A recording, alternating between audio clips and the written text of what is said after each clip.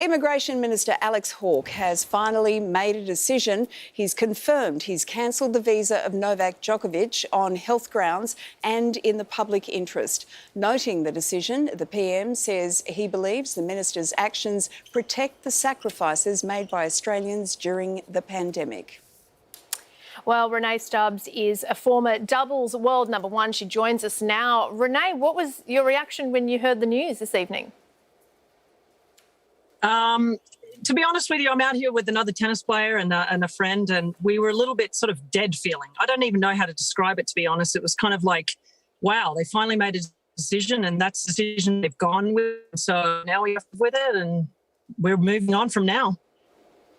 Earlier this week, you were pretty adamant that this was a political decision. Do you still feel that way?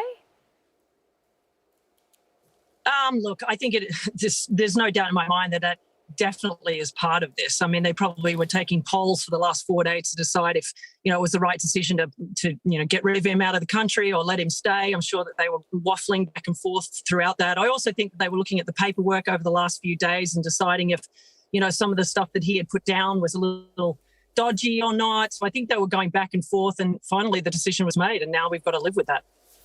Well, 6 p.m. Friday night drops of political stories is a classic political move if you want to kill a story, but I don't think this story will be killed. How do you think Novak will be feeling right now? Lisa, I think he'd be very, very sad. I think he'd be probably a little bit angry, a bit bemused, unsure. I mean, you name it. I mean, I'm not in his head, so I would suspect that I have a feeling he'll still try and fight this at some point, because that's kind of the personality that he has. But at the same time, I'm sure he's very sad to not be participating and trying to win his 10th Australian Open. And what does this mean for the Australian Open on Monday? It means that we're going to have a new champion in the men's, and we haven't had that for a while. So, that's a guarantee, obviously, if he doesn't play. But I think that as far as the Australian Open is concerned, this is a definite, very, very strange situation and moment in the history of the tournament. Well, as you said, he was gunning for his 10th Australian Open and 21st Grand Slam. Now that he's potentially out, how do you reckon the other players are feeling? I think his opponent in the first round will be pumped. I mean, come on.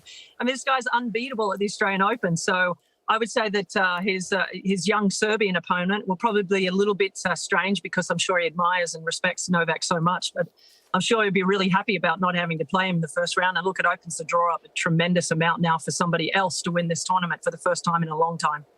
Yeah, it's going to be quite the fight on Monday, that's for sure. Renee, we just have to thank you so much. We can see that you've obviously pulled over to the side of the road, given that this story only broke about an hour ago. She might just be quarantining. Yeah. I think we've interrupted your camping trip, have we?